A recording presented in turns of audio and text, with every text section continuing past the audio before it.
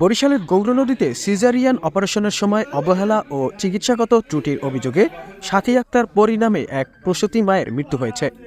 শনিবার সন্ধ্যায় বাটাজোর এলাকার মদিনা ক্লিনিক অ্যান্ড ডায়াগনস্টিক সেন্টারে এই ঘটনা ঘটে। নিহত পরী উজিরপুরের ভরসাকাঠি গ্রামের ইমন আকনের স্ত্রী। পরিবারের অভিযোগ, অপ্রয়োজনীয় পরীক্ষা নিরীক্ষার পর আকস্মিকভাবে সিজারের সিদ্ধান্ত নেয় ক্লিনিক কর্তৃপক্ষ। অপারেশনের পর অতিরিক্ত রক্তক্ষরণ ও শ্বাসকষ্ট দেখা দিলেও ক্লিনিকে জরুরি সরঞ্জাম এমনকি অক্সিজেনও ছিল না। অভিযোগ রয়েছে, অপারেশন শেষে সংশ্লিষ্ট চিকিৎসক ডাক্তার সমীরণ হালদার দ্রুত ক্লিনিক ত্যাগ করেন এবং কিছুক্ষণ পর চিকিৎসক, নার্স সহ সব স্টাফ পালিয়ে যায়। এ সময় রোগীর অবস্থা আশঙ্কাজনক হওয়ায় পরিবার পাশের ক্লিনিক থেকে একজন চিকিৎসক এনে পরীক্ষা করালে তাকে মৃত ঘোষণা করা হয়।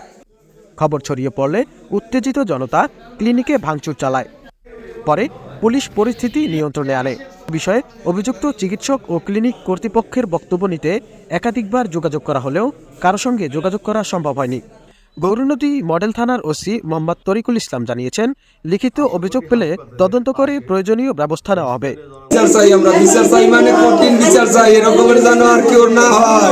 ডাক্তার সবার বিরুদ্ধে মামলা করবো আমি।